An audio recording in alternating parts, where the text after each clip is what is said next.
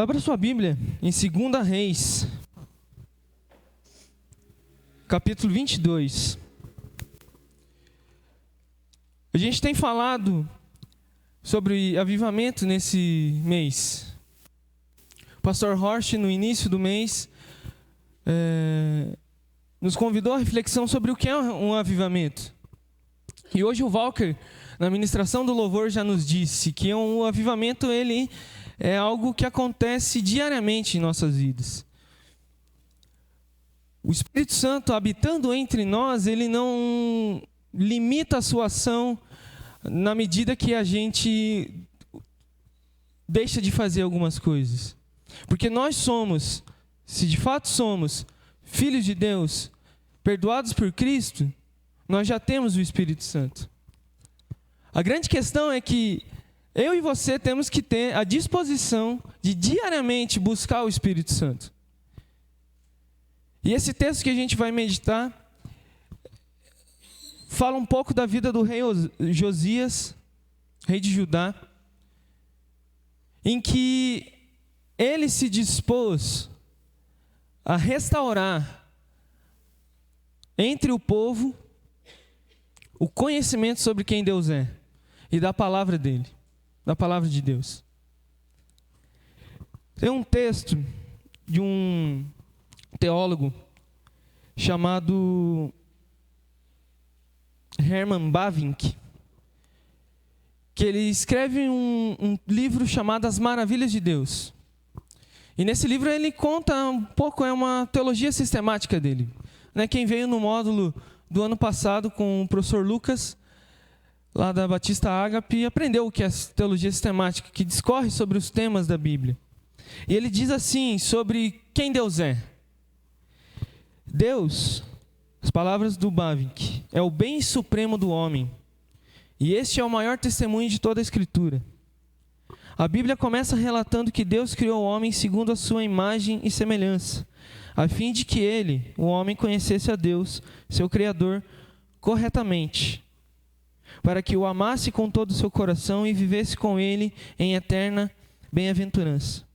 E a Bíblia termina com a descrição da Nova Jerusalém, cujos habitantes verão a Deus face a face e terão o nome dele em suas frontes. Entre esses dois momentos está a revelação de Deus em todo o seu comprimento e largura. Quanto ao conteúdo, essa revelação tem a única, excelente e abrangente promessa do pacto da graça.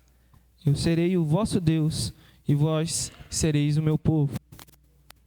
E quanto ao seu ponto e clímax, essa revelação tem no Emanuel, o Deus conosco, porque a promessa e o cumprimento andam de mãos dadas. E é por causa disso que Jesus Cristo, em quem o Verbo se fez carne, é cheio de graça e de verdade. Esse é o conhecimento de Deus. Saber quem Deus é. E as Escrituras, elas nos revelam sobre essa pessoa de Deus. Sobre quem Deus é para nós.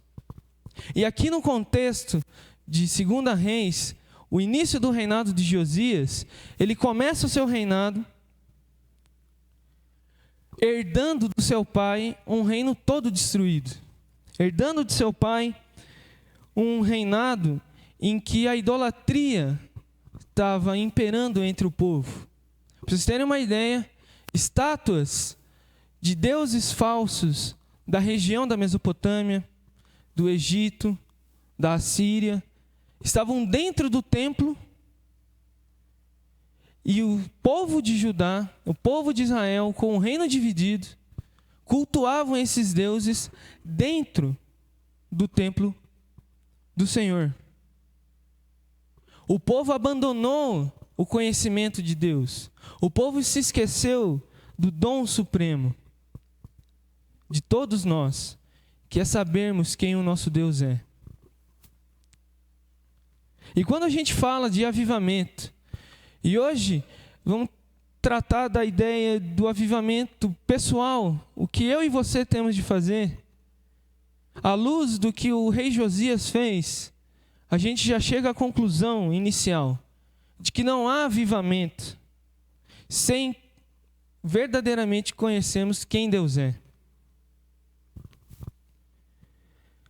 conhecer quem Deus é por meio da palavra de Deus. Ontem, no final do culto jovem, eu, Renan, Miguel e Vitor, a gente estava vendo vídeos na internet, dando risada de coisas que acontecem em igrejas absurdamente a respeito de Deus. Né, amigo? E que as pessoas vestem certas manifestações que dizem ser avivadas e espirituais como se fossem vindas do Espírito Santo. Só que o que a Escritura nos revela é que o Espírito Santo que se revela a nós é sempre de acordo com toda a Escritura.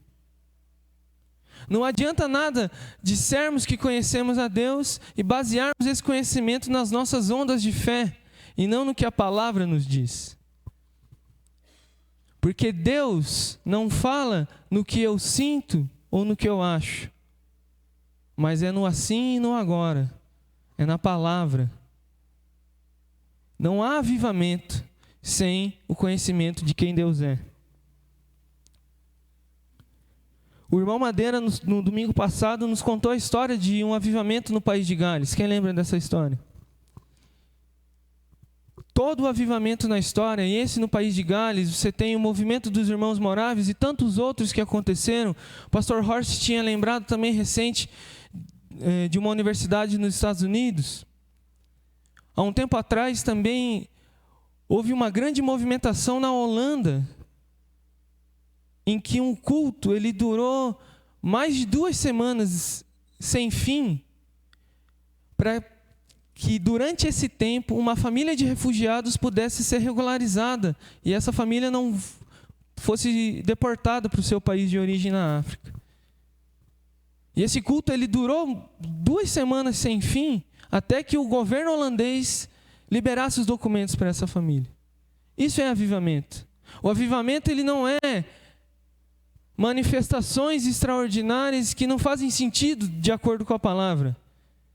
Mas quando a minha vida e a sua vida, as nossas vidas, dizem respeito a quem Deus é, uns com os outros. Que é o que o rei Josias fez aqui. Vamos ler junto, a partir do versículo 8 até o versículo 13. Aqui o rei Josias assume o reinado, depois da morte de seu pai, Amon. E o templo está toda uma bagunça. O culto ao Senhor está todo bagunçado. E Josias manda reparar, reconstruir o culto. E tirar as coisas que não dizem respeito ao culto verdadeiro ao nosso Deus. E no meio desses escombros é encontrado o livro da lei. Olha só o versículo 8. Então o sumo sacerdote Ilquias disse ao escrivão Safã: achei o livro da lei na casa do Senhor. Então o escrivão Safã foi falar com o rei e lhe deu o relatório dizendo: os seus servos contaram o dinheiro que estava na casa do Senhor e o entregaram nas mãos dos que dirigem a obra e têm a seu encargo a casa do Senhor. Depois o escrivão Safã anunciou ao rei: o sacerdote Ilquias me entregou um livro. E Safã leu diante do rei. Versículo 11. Quando ouviu as palavras do livro da lei, o rei rasgou as suas roupas. Então deu ordens a Ilquias, o sumo sacerdote, a Aicão, filho de Safã, e Aquibor, filho de Micaías, a Safã, o escrivão, e Asaías, servo do rei, dizendo: vão consultar o Senhor por mim, pelo povo e por todo Judá, a respeito das palavras desse livro que foi encontrado. Porque é grande o furor do Senhor que se acendeu contra nós, porque os nossos pais não deram ouvido às palavras do livro, para fazerem segundo tudo o que está escrito a nosso respeito. Se você já leu o livro de 1ª e 2ª Reis, você sabe que conta a história de como o povo de Israel foi se perdendo. Para você ter uma ideia, 1ª e 2ª Reis conta do reino unificado com Davi e Salomão, e depois do reino dividido a partir de Salomão. E entre 1ª e 2ª Reis, mais ou menos, existiram 20 reis do reino do norte, o reino de Israel, e do reino do sul, do reino de Judá. 20 para cada reino, até o exílio na Babilônia. E o autor do livro de Reis, de 1ª e 2ª Reis, ele classifica a qualidade do reinado desses reis. E dos reis do norte, dos 20 que tiveram, nenhum andou segundo a vontade de Deus. E dos 20 que tiveram no reino do sul, 8 andaram segundo a vontade de Deus. O relato ele começa assim, se você ler no 1º e no 2º versículo do capítulo 22, vai dizer que o rei Josias fez o que era certo diante do Senhor e andou segundo o caminho de Davi, seu pai. Porque Josias era da linhagem de Davi. Depois de Davi veio a promessa de que da linhagem de Davi veria um rei messiânico que restauraria o reino, instauraria o reino de Deus entre as nações. E todo o rei sucessor de Davi tinha essa promessa e essa ideia. Só que nenhum deles conseguiu cumprir, obviamente. O rei messiânico ele veio, habitou entre nós, morreu e ressuscitou. E esse rei é Jesus Cristo. E que em breve voltará para buscar a sua igreja. E aqui Josias, então, no 18º ano do seu reinado, manda restaurar o reino, o templo, perdão, e lá encontra o escombro. Nos escombros, né, o sumo sacerdote encontra o livro da lei.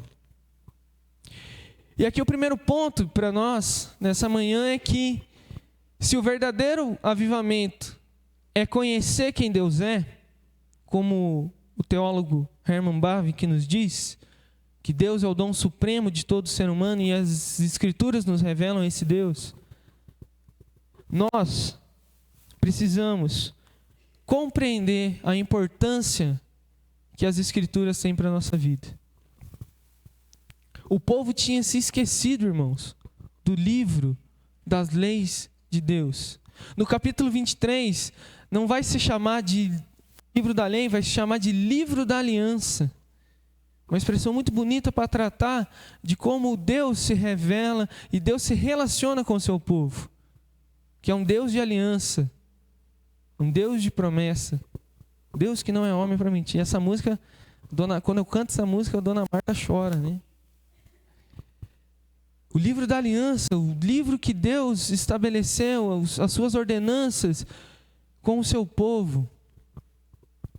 Esse livro, quem Deus era, o povo tinha abandonado. Você tem noção de que o livro da lei de Deus estava perdido dentro do templo do Senhor?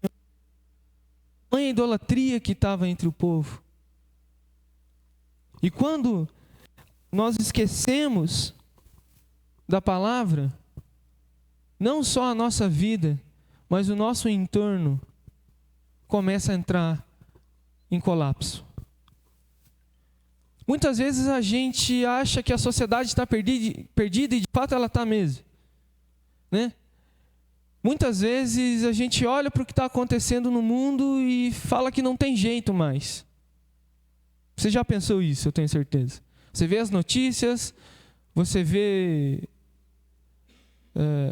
as redes sociais, enfim, você tem contato com as coisas e você olha que isso não tem solução.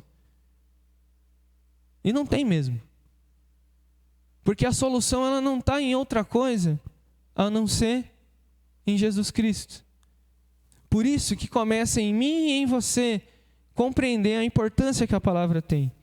Por isso que Josias começa recuperando o templo. Só que hoje em dia, e por Cristo Jesus, a gente não precisa necessariamente restaurar um templo físico. Mas eu e você precisamos restaurar o templo que é o nosso coração, onde o Espírito Santo habita.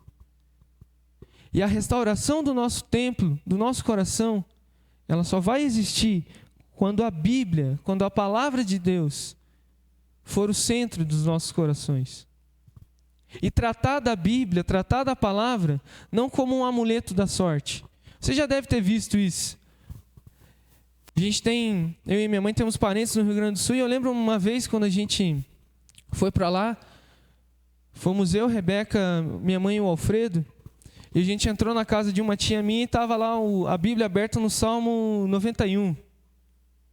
Né? Uma Bíblia bonitona, com as folhas, com as bordas em dourado e tal, né? Aquela linguagem que ninguém entende, né? 1500 e pouco, sei lá. E aí era aquela coisa, né? E minha tia falou, não, isso aqui é para proteção da casa. Né? A Bíblia até estava com poeira, né, mãe? Eu disse, estava com um negócio assim, mas estava protegendo a casa. Às vezes eu e você, a gente não trata a Bíblia assim, de fato, deixa aberta num salmo qualquer, ou nesse, né, aquele que se esconde, né, as sombras do Altíssimo, sei lá o quê. Às vezes a gente não trata a Bíblia necessariamente assim, mas muitas vezes a gente esquece da importância que a Bíblia tem para as nossas vidas, para o nosso dia a dia. E isso implica em uma vida que não anda de acordo com o que Deus estabelece. Não anda de acordo com o que o Verbo que se fez carne estabeleceu de relacionamento com Deus. Por isso que restaurar, limpar a bagunça do coração é necessário. Josias começa fazendo isso. Mas ele continua. Olha o que diz o versículo 9.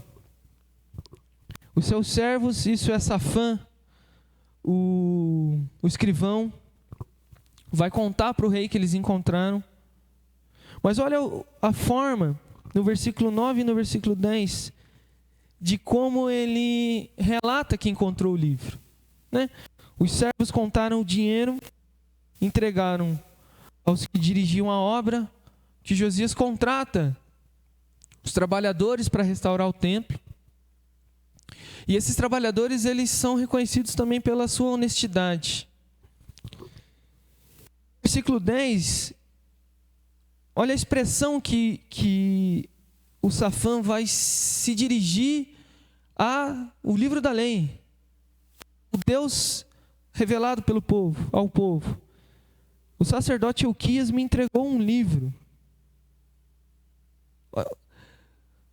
Me parece que o Safã aqui, ele não está entendendo a importância que esse livro tinha.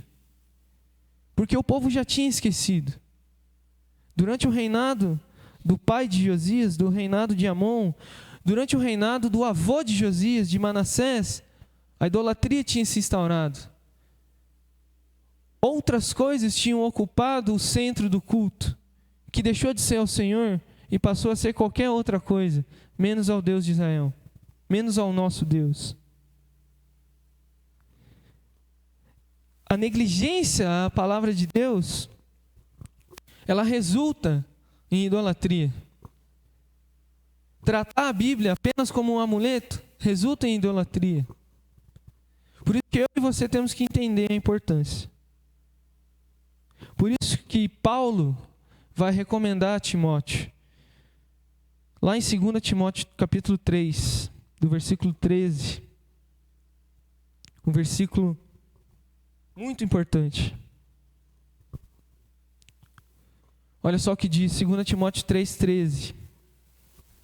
Os perversos e impostores irão de mal a pior, enganando e sendo enganados. Aqui Paulo falando dos últimos tempos, como o conhecimento de quem Deus é, o ensino da palavra, o falso ensino da palavra vai acontecer nos últimos tempos.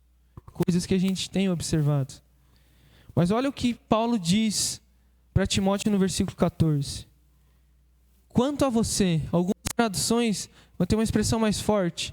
Tu, porém.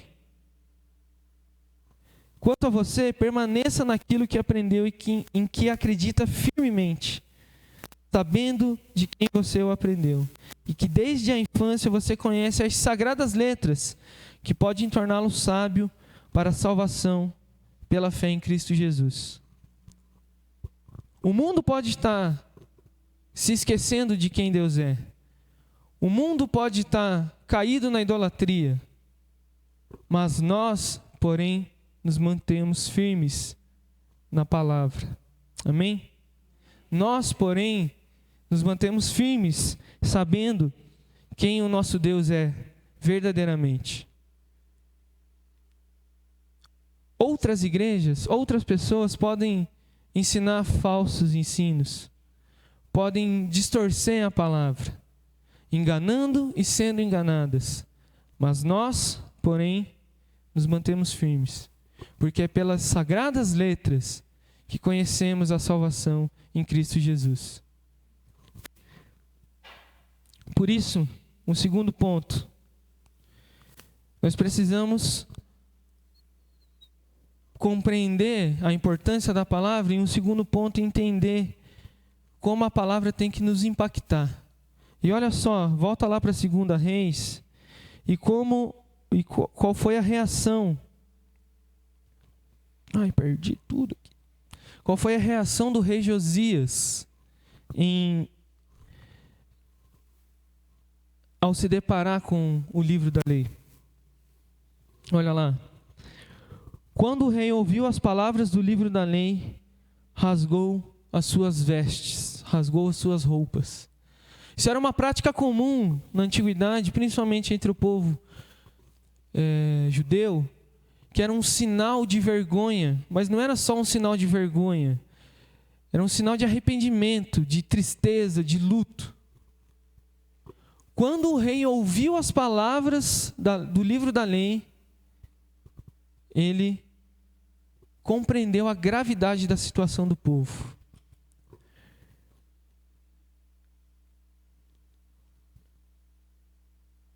Entendemos quem Deus é pela palavra, e entendemos que sem Deus a nossa situação é muito grave. E entendemos que se o ensino é errado, a situação é mais grave ainda. Por isso que Josias, quando ouve a palavra, rasga suas vestes, porque ele entende que a situação do povo era muito ruim. Qual tem sido, irmãos, a nossa reação ao lermos a palavra de Deus? Será que temos sido impactados? Nesse mês, eu espero, e a nossa oração como igreja, é que eu e você sejamos impactados pela palavra de Deus. Naquilo que Deus tem que transformar no meu coração e no seu coração. Porque enquanto estivermos aqui, como falamos com os jovens ontem, muitas vezes semeando com tristeza, como fizemos essa semana lá em Canoas, vamos cantar com alegria, porque sabemos que a nossa esperança está no nosso Deus. Mas isso vem pela palavra. A palavra tem que impactar a nossa vida. E a reação que a gente tem que ter na palavra é: entendemos a nossa situação longe de Deus, entendemos a nossa situação em Cristo Jesus também, como filhos. Mas a reação de Josias não acaba por aqui. Olha só o que ele faz no capítulo 23. Capítulo 23, a partir do versículo 1. Então o rei deu a ordem a todos os anciãos de Judá e Jerusalém que se juntassem a ele. O rei subiu à casa do Senhor, e com ele foram todos os homens de Judá, os moradores de Jerusalém, sacerdotes, profetas e todo o povo, desde o menor até o maior. E o rei leu diante deles todas as palavras do livro da aliança, que havia se encontrado na casa do Senhor. O rei, grifa o versículo 3 do capítulo 23, irmãos. O rei se pôs em pé junto à coluna e fez aliança diante do Senhor para o seguir, guardar os seus mandamentos, seus testemunhos e estatutos de todo o coração, de toda a alma, cumprindo as palavras da aliança que estavam escritas no livro. E todo o povo concordou com esta aliança. Josias rasga suas vestes, fica com vergonha da gravidade da situação do povo de ter abandonado o livro da lei. Mas a reação de saber da gravidade não acaba aqui, mas gera em Josias uma atitude, uma ação de estabelecer o culto verdadeiro ao Deus. E o capítulo 23 vai descrever como Josias vai fazer isso, expulsando os ídolos do templo. Mas aqui no versículo 3 ele faz uma aliança diante do povo, de seguir de todo o coração e de toda a alma aquilo que a palavra de Deus diz. E essa aliança, irmãos, eu e você temos que fazer diariamente. E aqui está o verdadeiro avivamento. Fazermos aliança com Deus, de o amarmos e o seguirmos de todo o coração, de toda a alma. Mas isso, irmãos, não é pelos nossos esforços. Isso vem porque o clímax da aliança de Deus é revelado em Jesus Cristo. E é por meio dele, e para ele são todas as coisas, como diz em Romanos. E por meio dele, para ele, a minha vida e a sua vida existirão para o louvor da glória dele. É por isso. Agora eu vou dar uma de Joso aqui. E agora eu falo especialmente para os queridos irmãos que foram lá para o Rio Grande. Por mais que a gente ache que foi pouco que a gente fez, servindo 6 casas apenas, mas entender a gravidade da situação, da necessidade de quem precisa, move o nosso coração. O projeto que o pastor Lucas estabeleceu não veio do coração dele, não veio da boa vontade dele em servir, mas veio do próprio Deus, de dispor as nossas vidas em serviço daqueles que precisam. E a nossa igreja tem feito isso. Não foi lá apenas. Eu passei por isso. No meu primeiro ano de casamento, eu perdi o emprego. A gente precisou de ajuda. E muitos de vocês nos ajudaram. Às vezes sem saber. Como aquelas famílias ficaram espantadas em saber que tanta gente veio para limpar as casas sem cobrar nenhum valor. Quando somos impactados pela palavra, irmãos, isso não acaba em nós. Quando somos impactados pela palavra, transformados pelo Espírito, isso não termina em mim, mas isso gera em mim amor, isso gera em mim sensibilidade, isso gera em mim compaixão, isso gera em mim ação em transformar o meu redor. Porque o Espírito Santo faz isso. E o Espírito Santo tem agido no nosso meio, queridos. Como o Lucas falou, o Alisson falou um tempo atrás, nós não somos uma igreja pequena, porque o nosso Deus não é pequeno. Nós podemos ser pouco em número. Nós éramos 12, diante de uma tristeza sem fim no Rio Grande do Sul. Mas nós 12 e tantos outros de nós que iremos voltar para lá, voltamos, e no ônibus a gente comentou isso. O nosso sentimento era de voltar logo, de fazer mais, de não ficar parado. E isso é o verdadeiro avivamento, irmãos. Não é falar em línguas, não é sair correndo, não é me imitar bicho. O verdadeiro avivamento é olhar para a dor do próximo e com compaixão servir ao irmão, servir a dor do outro. É o que Josias fez. O povo estava perdido, ele se envergonhou, ele buscou o Deus. E ele fala no versículo 13 para o povo ir consultar o Senhor. Ele firma o pé e estabelece uma aliança com Deus, para que o povo siga a esse Deus. Por isso, irmãos, que eu e você, e já para caminhando para a reta final, os jovens já estão acostumados. Quando eu falo isso, ainda tem mais uns 15 minutos. Então tem mais 15 minutos ainda. Mas para caminhar para o final, eu e você temos que ter em nós o coração de Josias, guiados pelo Espírito, de saber que sem a palavra de Deus não há avivamento. sem buscar o Deus da palavra, como ele faz no versículo 13, não há avivamento. E é assim, compreendendo a importância da palavra, buscando o Deus da palavra, servindo ao Deus da palavra, olhando para a dor do próximo, é que eu e você seremos avivados, e que a nossa igreja passará por um avivamento. Mas a partir do momento em que, como Timóteo, como Paulo fala para Timóteo, os outros estão sendo enganados, mas nós, porém, nos mantemos firmes, conhecendo o Deus, conhecendo a salvação que há em Cristo Jesus. Amém? Convido a igreja a ficar em pé para orarmos.